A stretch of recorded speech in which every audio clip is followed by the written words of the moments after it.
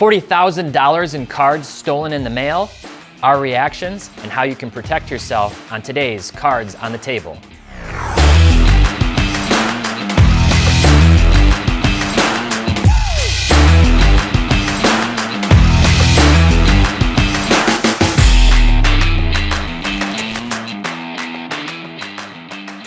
Hey everyone, welcome back to another episode of Cards on the Table. Teapot here filling in as host this week for Jeff, who is out, and I've got Hammer coming back as well as Doug. You know the three of us, and we've got an awesome slate of topics to discuss today, starting with our first topic, which we are going to get right into, $40,000 in cards stolen from the mail. This was over 94 cards worth $40,000 stolen during a 3-month period.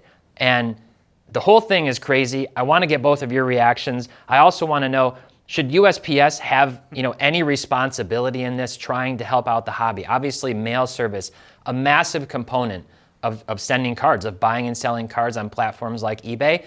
And for me, specifically with large dollar cards, I often look to use FedEx or UPS, which tend to be a lot more secure. You got to think about insuring your cards over a certain price threshold, depending on how much you do in volume. But I want to start with you, Doug. Sure. What was your reaction to this? And have you ever had any situations like this happen to you? Yeah, well, as far as I know, I've never had a mail carrier steal a ton of my cards.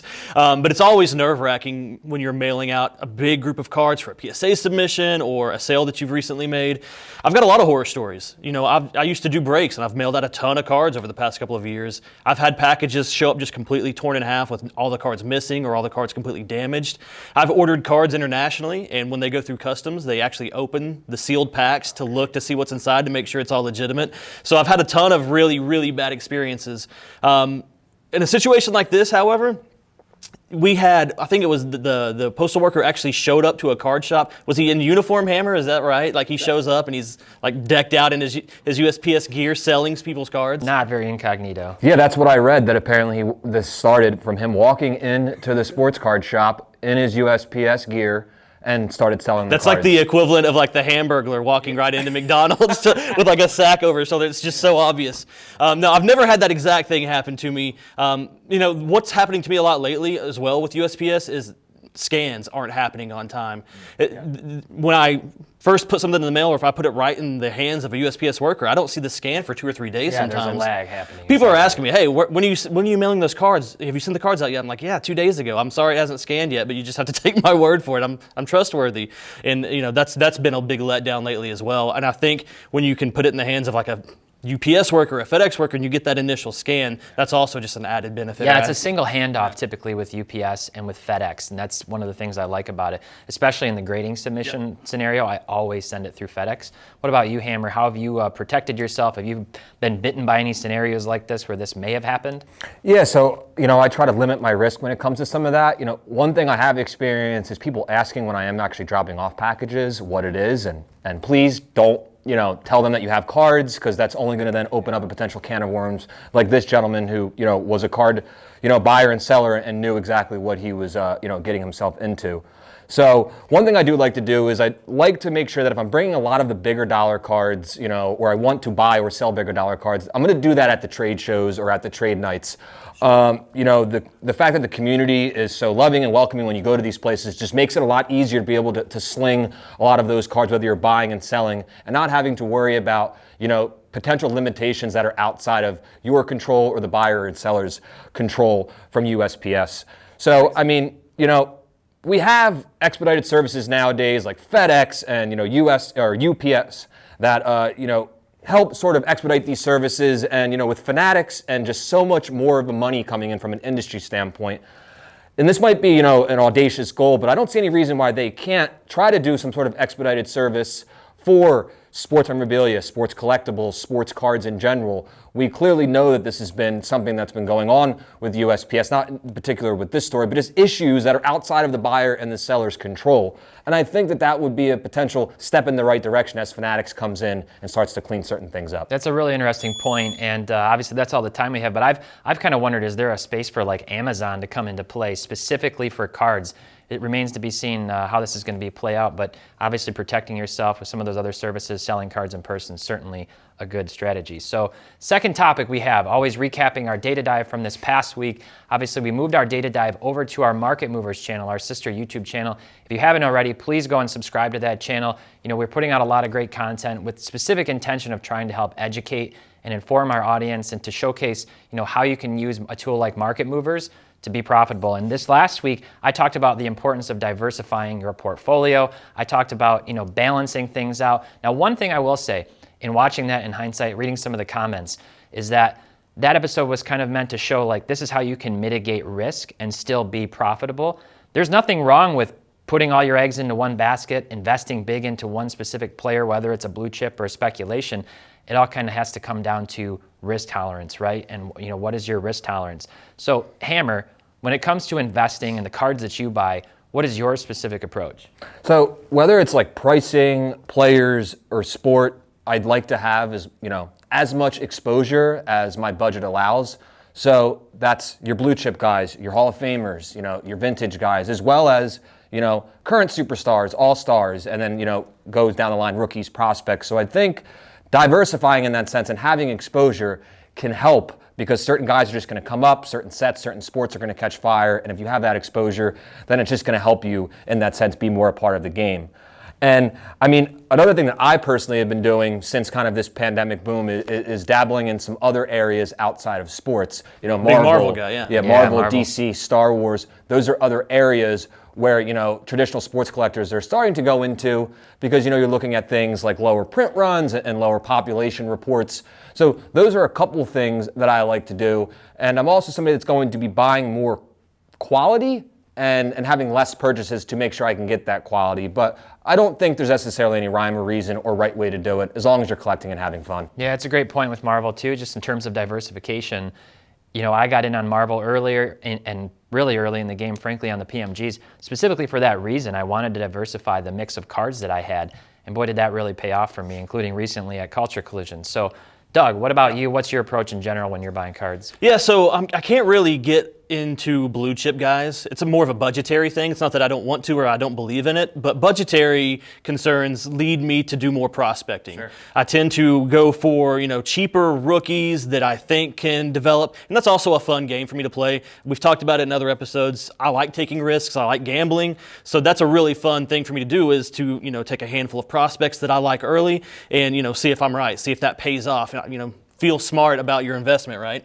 Going into blue chips is definitely a smart thing to do, and diversity is important. But for me, a way I diversify, as opposed to going into Marvel, for instance, sealed wax is another thing I like to do. So that way you're kind of protecting yourself against a particular player's performance or, take Zion, injury concerns or whatever the case may be. But if you were invested in 2019 basketball wax, then, you've still got Ja carrying and now Darius Garland or Tyler Hero. You're not so focused on a particular player. That is kind of one of the things that I do that help balance that out a little bit. Yeah, so, to your point, that can be financially challenging to diversify investing into blue chip. Yeah. Now, one of the things that I'm going to talk about this upcoming weekend on Data Dive is the risks of that speculation and how the vast majority of those players will go down in value over time. Sure. The vast majority do kind of tank. You have to be mindful of things now, especially like, market cap overall for a player. How many cards do they have in existence? How many have been printed? All these things are really important factors. But the truth of the matter is that the longer you go, a draft class ends up with 1, 2, maybe 5 players who will hold value over time and who will be profitable, and the rest of them are going to go slowly down toward zero, unfortunately. Exactly. That's right. All right, we've got mailbag coming up. We've got 2 more great topics, but before we do that, a quick word from our sponsor.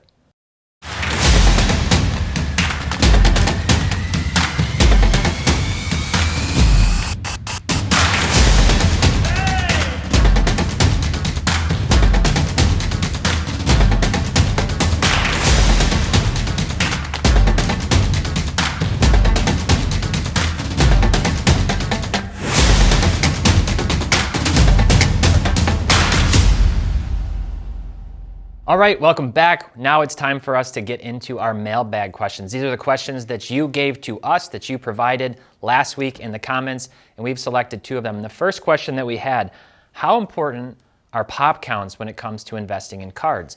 And my gut reaction initially is, Well, very important, obviously, super important, but it's not necessarily that clear. Pop counts obviously have a lot to do with, they can be an indication of print runs of a card. They can also help you get which can help you get a good picture of market cap overall for a specific card or for an entire rookie class, that type of thing. But pop counts don't necessarily mean scarcity, which is obviously the rarity of the card coupled with the demand for the card in the market. So, Hammer, what are your thoughts on the importance of pop counts when investing in cards? Yeah, so I think, with the amount of base cards that are being printed nowadays, I think specific to base cards, some of the population reports aren't, and the pop counts aren't as important as they used to be. Now, on the other side of that, once you get into vintage and once you get into, some of the modern, really scarce, 1 in 500, pool rare inserts, that's where, population reports and counts mean a lot. And prior to the 90s, really, these weren't things that really mattered for collectors, whether it's card condition or print run or population count. So I think in certain areas you're seeing it being emphasized more, but in other areas in the hobby it's being emphasized less. And when you say on more modern cards it's less important, you're kind of suggesting that there's not a big difference if it's pop 20,000 or pop 25,000 or pop 30,000. The number's so big, people aren't going to really pay as much attention to that. Whereas, like, take Giannis's Prism Silver rookie card, PSA 10 is pop 75. That gives you a great indicator. There's only 75 of these out there swirling around, so I know the market's going to be really limited. That's kind of what you're referencing with that. Exactly. Like the shirt I have on right now, something like a Scoring Kings, where that's really important to look at those pop reports, or or the jambalayas and things like that. So I think those are going to continue and be important in those areas of the hobby. Along with that, as far as modern is concerned, how many of those cards are sitting in a backlog somewhere waiting to be graded right now? The pop report may say 1,000 today, but is there another 5,000 that just haven't popped yet? Or how much of that is sitting in sealed wax on a breaker's inventory rack somewhere that's going to get ripped at some point? That's why I think pop reports matter a lot more to older cards where the wax has already been ripped, they've probably already been graded, they're probably not sitting in PSA's backlog. Another thing to consider is how accurate are they going to be, right? We see so much, and I do this, I talked about this on a recent episode, I will take slabs and I will crack them and resubmit them to another company. That's going to stay in that company's pop report, but I've moved it over to another company. So, and effectively doubling the pop report of that single card, and that happens more often than you'd think. Yeah, that's a very fair point. Cracking and resubbing is a big business. It's actually a way to make money, and that can really impact the pop reports. Much more. There are cards that have serial printed state, and the pop count is above that serial numbering. I've seen that before. So, great point. So the second question we had: what is the future of fractional platforms, and when would you use them? So recently, Collectible added Joe Orlando, formerly from Collectors Universe, the CEO of Collectors Universe, and fractional is really something interesting to me. It's purely investment. Yeah. It's really purely investment. It's not collecting. You don't ever get to hold the card or have the card. So when I think about fractional, the only case I would think of investing in fractional assets is truly an investment in a really high-end, rare card. Same thing with people. People do that with cars, with vehicles, and other things. Is like the card you could never get that is really rare, that's going to definitely appreciate in value over time. If I'm thinking about something like Devin Booker's, Prism base card PSA 10, I don't have any interest in fractional. The one fringe case could be if there were people like actively managing an entire mutual fund of those assets, really actively, day to day, like a stockbroker. But overall, fractional, I think, is, for me, the only time I would consider it is if I had money and I was like, I want to park this long term because I think Jordan's insert card is gonna outpace the market or something. So, Doug, actually, I'm gonna start with you on this. What's your take on fractional? Very similar to what you just stated. Like, look at the stock market. I can't go and buy Apple as a company right now, but I could buy a share of Apple. Same thing, we talked about blue chips earlier and how I don't really have the budget for it. I can't go and buy a one-of-one Mahomes, Auto, whatever the case may be, but I could buy a piece of one. But for me, that doesn't really scratch that hobby itch, right? Like, I'm a collector. What makes me happy at the end of the day after all of my investments have completely failed and I've lost all my money is I still have the actual card and I can appreciate the card for what it is even though I'm broke now. So that you can't do that in the fractional space. When an investment doesn't go right, you don't have anything to show for it except for depression. So yeah, it's not necessarily for me, but it does give me an avenue to get into those blue chips a little bit that I can't otherwise. So sure. I appreciate it for that at least. That makes sense. Hammer, what about you? What's your take on fractional? Yeah, so I know, you have companies like Rally Road that do a great job, and they do other things outside of sports cards, like you said, cars and other things like that help bring them. From the sports card standpoint, it's something that I, don't necessarily dabble too much into. I know some of them that I have tried, it seems like there's not enough users to really get it to where, we would want to see that volatility. And I'm more of an old school collector. I need to have the cards in hand. So like, it sort of flirts with that line of, are you collecting or are you investing at this point? Yeah. So that's kind of where I'm at with it. I mean, I'm somebody who doesn't get involved in breaks because I want to be able to open up something myself and have the cards in hand. Yeah. So that's sort of a parallel where I think collectors are going to mostly, maybe look for other options until they decide to go down a fractional ownership route. Makes a lot of sense. I think, to wrap it up, it's like, if you have money you typically spend on cards, you're probably not spending that money on fractional. You might be taking money you put into an investment account, an actual investment account, and park it somewhere in fractional assets, but probably not for your discretionary card income, revenue. So that does it. That's this week. This was an awesome episode. I really enjoyed getting to play host. Thank you, Hammer. Thank you, Doug. Obviously, join us back next week. Jeff will be back. Will he be back, or is he going to dodge me again? Since Kentucky did beat Florida again in Florida on Senior Day, Jeff is a coward and won't show his face after taking that big L. All right. We got Selection Sunday coming up, so hopefully you'll all enjoy that. The tournament should be wild. Obviously not a lot with cards going on there except for thinking ahead to next year's draft class. So who will show up? But make sure to go over and check out the Market Movers YouTube channel. Again, please subscribe and look for more videos there. Until next time, we'll see you then. Happy investing.